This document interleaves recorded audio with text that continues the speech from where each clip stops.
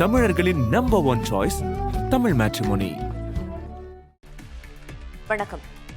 Top 10 தேசம் சர்வதேச செய்திகளில் முதலாவதாக, அமெரிக்காவின் திட்டத்திற்கு இஸ்ரேல் ஒப்புதல் அளித்திருப்பதால் இஸ்ரேல் காசா போர் முடிவுக்கு வரும் என்று எதிர்பார்க்கப்படுகிறது.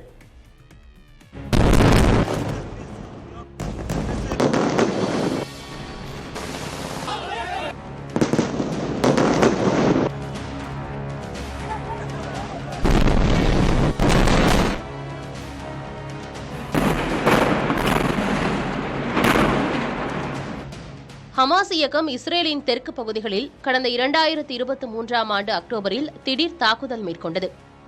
இதனைத் தொடர்ந்து ஹமாஸ் மீது முழுமையான போர் அறிவித்து காசா பகுதியில் இஸ்ரேல் தாக்குதல் நடவடிக்கைகளை தொடங்கியது.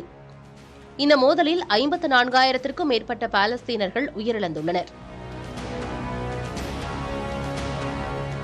இந்நிலையில் அமெரிக்கா முன்மொழிந்த 60 நாள் இடைநிறுத்த திட்டத்தை இஸ்ரேல் ஏற்றுக்கொண்டதாக அமெரிக்க வெள்ளை மாளிகை உறுதி செய்துள்ளது. அமெரிக்காவின் திட்டத்தின் கீழ் 60 நாள் இடைநிறுத்தம் தவிர ஹமாஸ் 28 இஸ்ரேல் கைதிகளை விடுவிக்க, அதற்கு பதிலாக இஸ்ரேல் 1236 பாலஸ்தீன கைதிகளை விடுவிக்க ஒப்புக்கொண்டது. அமெரிக்க வெள்ளை மாளிகை செய்தி தொடர்பாளர் கரோலின் லெவிட் இஸ்ரேல் இந்த திட்டத்தை ஏற்றுக்கொண்டதாக உறுதிப்படுத்தினார். ஆனால் ஹமாஸ் நிரந்தர இடைநிறுத்தம் மற்றும் இஸ்ரேல் படைகள் வாபஸ் போன்ற அம்சங்களில் தெளிவுகள் இல்லாததால் திட்டத்தில் மாற்றங்கள் தேவைப்படுவதாக தெரிவித்துள்ளது. திட்டத்தை முழுமையாக மதிப்பீடு செய்து பதிலளிக்க இருப்பதாகவும் ஹமாஸ் தெரிவித்துள்ளது. இந்நிலையில் காசா பகுதியில் உணவு மற்றும் மருத்துவப் பொருட்கள் குறைவாக இருப்பதால் மக்கள் கடும் நெருக்கடியில் இருக்கின்றனர்.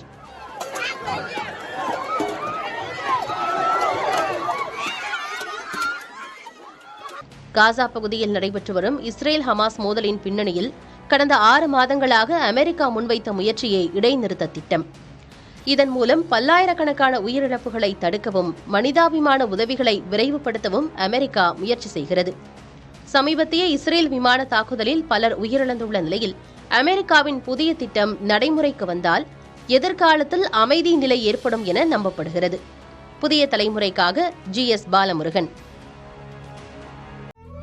தமிழர்களின் நம்பர் 1 சாய்ஸ் தமிழ் மேட்ரிமோனி.